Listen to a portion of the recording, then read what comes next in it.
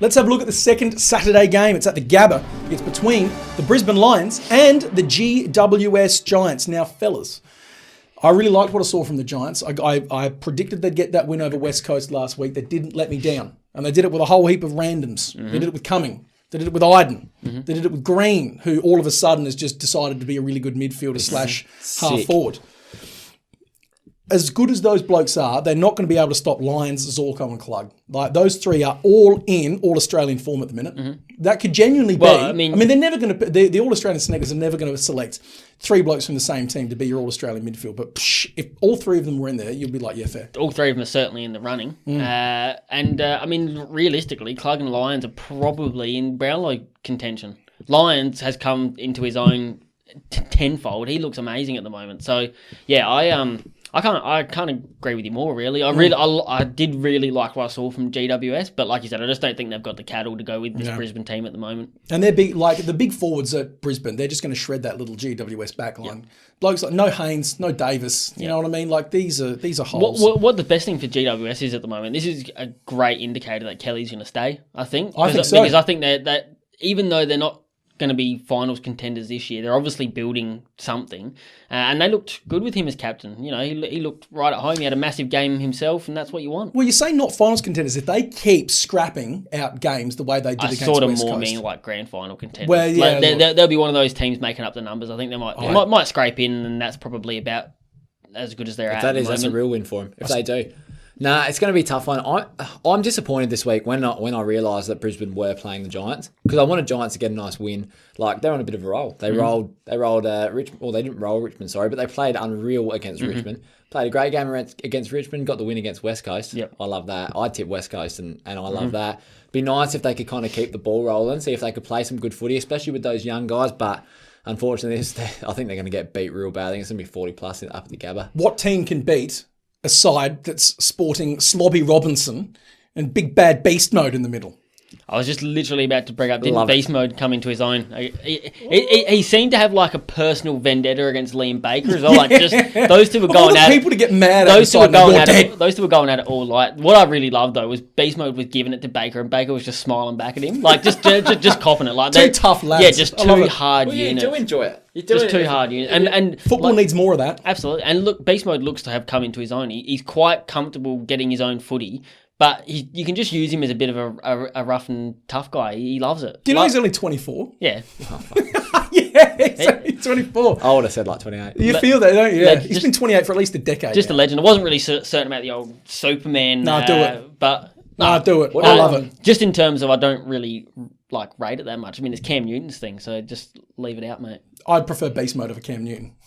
But I would prefer Brisbane over the GWS, which is why I'm pulling out this brand New Balance trainer right here to indicate that Brisbane is my shoe-in of the week. Shoe-in of the week. And I need to actually start calculating how I'm going for these. I feel like I'm winning. Poor. No, I feel like I'm winning them. I would say poor. I feel like I'm winning them. You always feel like you're winning them. Then you look at your sports bet account and think, No, I'm having a ripping year at the minute. Now, look, Brisbane can win if they... Let me read my notes. I can't read them. No, they can win if they hit to hurt, repeat last week. Basically, repeat everything you did last week, repeat that against the Giants. Giants don't have that same physicality that's brought by these tough as nails on ballers. Repeat that physicality and you get in the win. Whereas for GWS, if you win the clearances and if you play small and harass, you could scrap your way to a little victory all of a sudden. Similar to how they played against Richmond.